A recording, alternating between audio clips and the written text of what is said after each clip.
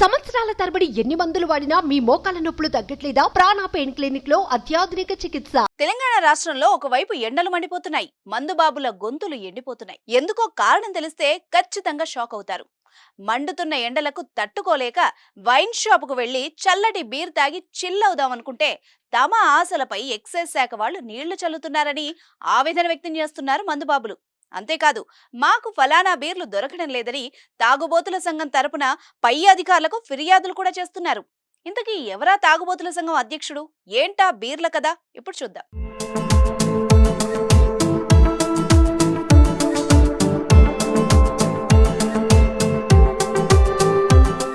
సాధారణంగా వైన్ షాపుల్లో ఎక్కువగా యూత్ ప్రిఫర్ చేసేది లైట్ బీర్సే.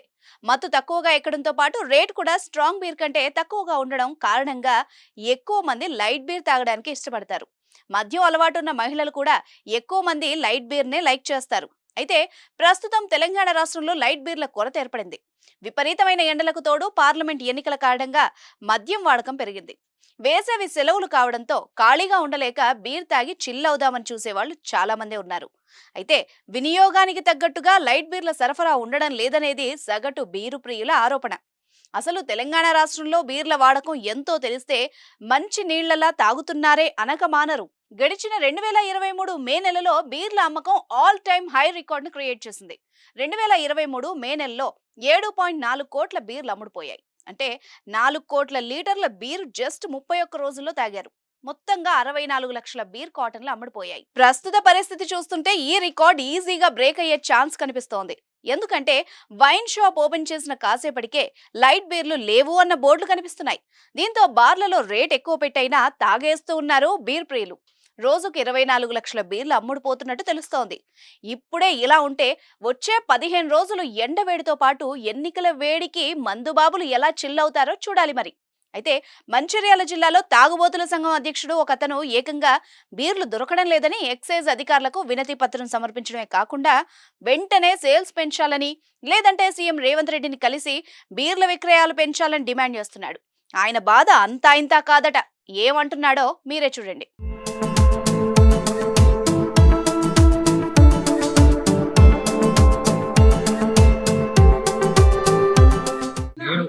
ఈ రోజు నాలుగు డిమాండ్ చేస్తున్నా.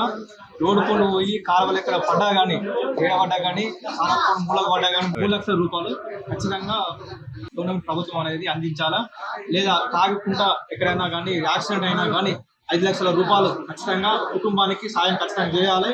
అలాగే ఒక తాగకుండా కిడ్నీలు కానీ, పేగులు కానీ, ఇక్కడ మంట ఏమైనా కానీ సమస్య వచ్చినా ఇబ్బందిగా ఆర్థికంగా ఎవరు సాయం చేయకపోతే హాస్పిటల్ పోతే 25% డిస్కౌంట్ మాత్రం ఖచ్చితంగా ఇవ్వాలి.